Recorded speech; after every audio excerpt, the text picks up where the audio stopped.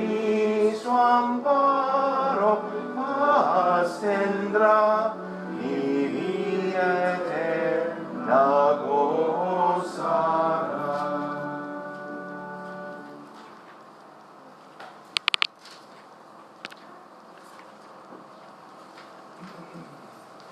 En el nombre de Jesús. ¿Por qué come vuestro maestro con los publicanos y pecadores? Nuestro maestro, nuestro Señor y Salvador Jesucristo, no solía contestar a preguntas directamente. Dado que los fariseos fueron poderosos en la sociedad, este hábito pudiera haber sido peligroso. De hecho, se parece que Jesús siempre estaba intentando poner furioso a sus enemigos. No vacilaba en anunciar sus hipocresías y pecados. Y como vemos hoy con mucha frecuencia, Jesús no quiso contestar directamente a sus preguntas, sino con otras preguntas o con dichos profundos y misteriosos. Pero creo que, con la ventaja de saber el resto de la historia, podamos conjeturar sobre por qué Jesús comía con pecadores. De hecho, hay al menos 2 o 3 razones que deberíamos considerar. ¿Por qué come Cristo Jesús con los publicanos y pecadores? Es una pregunta lógica, pero no por la razón que la preguntan los fariseos. Ellos piensan mal de Jesús porque lo consideran un hombre religioso, quien ahora está asociando con pecadores destacados. Pero la realidad es que Jesús es el Señor, el santo, santo, santo Dios, ahora hecho hombre. Y el santo Dios odia el pecado. ¿Qué pasa aquí? El Señor Jesús come con pecadores porque Él los ama a ellos. Según la forma de pensar del mundo, esto es la gran debilidad del Dios de la Biblia. Para muchas personas el problema principal con el Señor Dios es su severidad con pecadores. Para otros, especialmente para las personas morales y los religiosos, el gran escándalo de la Biblia es el hecho de que el Señor tiene demasiada paciencia y piedad con aquellos pecadores. Es un rasgo triste de nuestra naturaleza humana que queremos presentarnos como buenas personas y denigrar a otros que, según los estándares de la cultura, no pueden fingir un carácter bueno. En el primer siglo, los pecadores fueron, por ejemplo, prostitutas o publicanos, los cobradores de impuestos para un gobierno de ocupación como fue Mateo para los romanos. ¿Quiénes son los pecadores obvios de nuestro siglo? Tal vez un drogadicto o un alcohólico viviendo en la calle, o los mendigos, o los jóvenes regresando a la casa a las 7:30 de la mañana el sábado o el domingo después de pasar toda la noche en los bares. No sé exactamente quiénes son en España, pero siempre tendemos a identificar y separar a los pecadores obvios para que nos sintamos superiores. Y tales personas, los pecadores obvios, no merecen la compañía de buena gente. Pero Jesús come con pecadores. Porque de tal manera amó Dios al mundo que envió a su Hijo unigénito a entrar en nuestro mundo para salvar a los mismos pecadores. Él no vino a llamar a justos, sino a pecadores al arrepentimiento. ¿Y qué momento mejor para hablar en serio con una persona que durante y después de compartir una comida? ¿Por qué come Cristo Jesús con los publicanos y pecadores? No tiene otra opción. Dios envió a su Hijo al mundo en forma de un hombre porque la deuda del pecado tuvo que ser pagado por un hombre. El eterno unigénito Hijo de Dios tomó nuestra carne de su Madre María y un hombre de carne y hueso tiene que comer. Nadie quiere comer solo, no siempre. Entonces, para tener compañía en la mesa, Jesucristo no tiene otra opción porque todos los descendientes de Adán son pecadores. Pero muchos no quieren aceptar esta realidad. Los fariseos quieren pensar que por su seguimiento de muchas leyes, pueden afirmar que aunque había un día en que eran pecadores, hoy no. Quieren decir que ya hayan quitado todo el pecado de su vida. Fue más o menos igual con los judíos, los conciudadanos de Jesús. Muchos de los judíos querían decir que porque eran descendientes de Abraham, automáticamente no fueron realmente pecadores.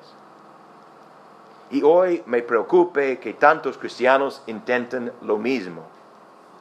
Hoy en día más por negar que pecados sean pecados de verdad. Si en nuestro día, supuestamente más avanzado y evolucionado, podemos decir que el pecado sexual, la codicia o el rechazo de la autoridad de la palabra de Dios no son pecados, entonces no seamos pecadores. Al fin y al cabo, intentar fingir que no sean pecados no cambia la realidad que son pecados y somos pecadores.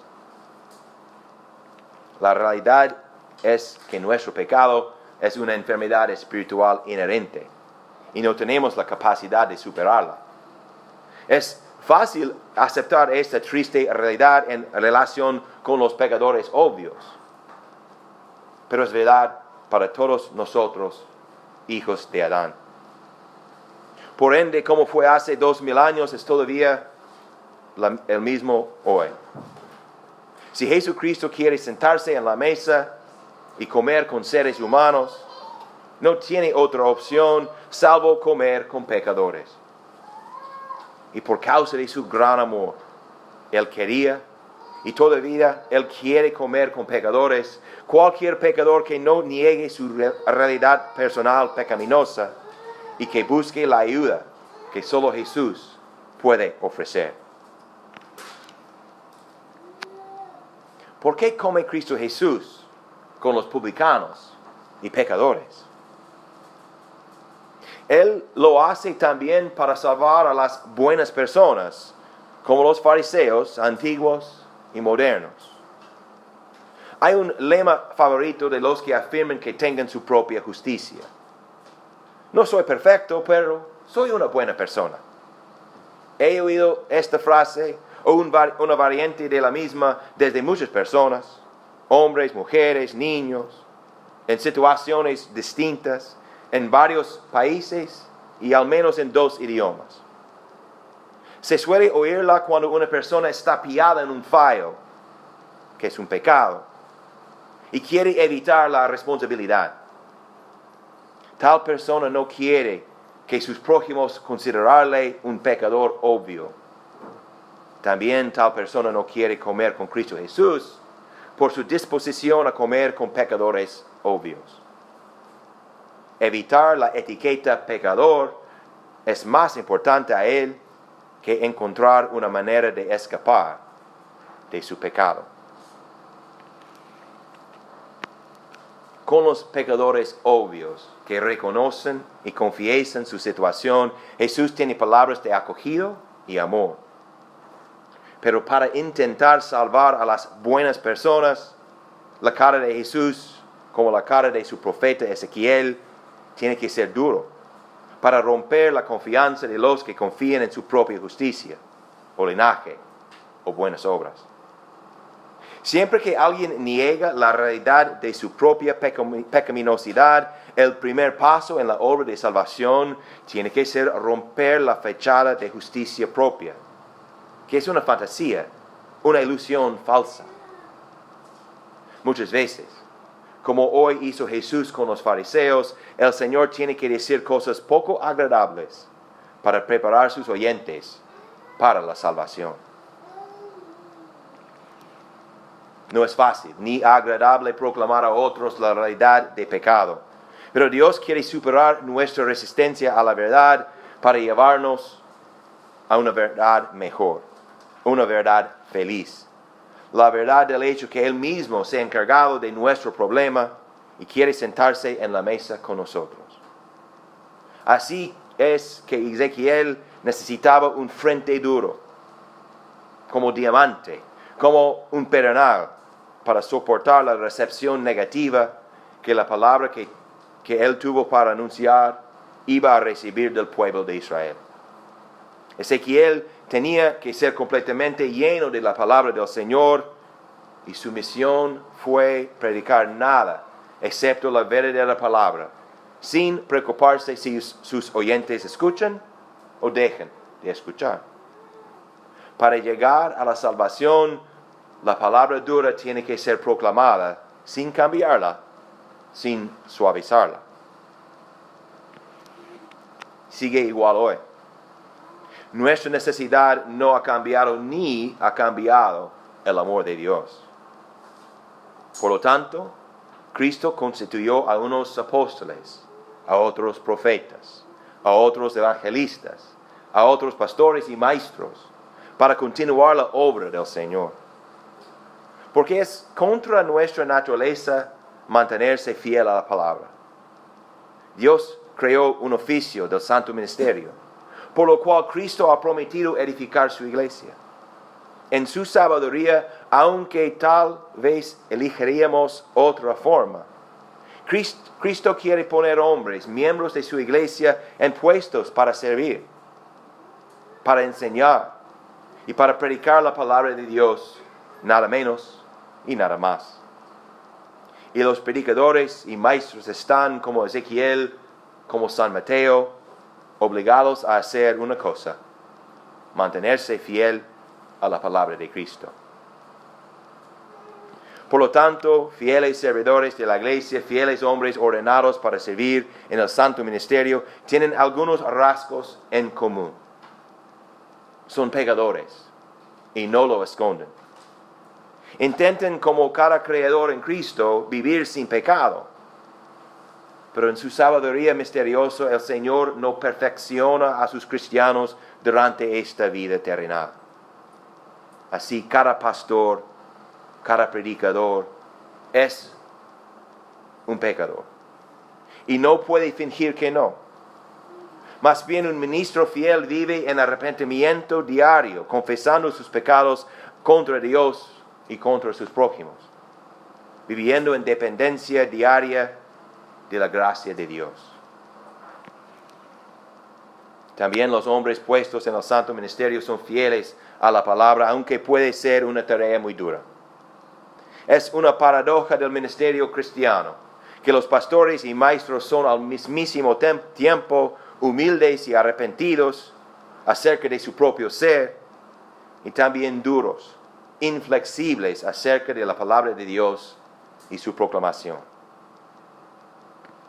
Se parece difícil esta vocación del santo ministerio, ¿no? Puede ser. Y de verdad, la vida cristiana para cada miembro no es menos desafiante. Tal vez por ser una cosa privada, no pública como el ministerio, vivir la vida de los laicos sea aún más difícil. ¿Cómo podemos vivir y aún florecer bajo tal paradoja?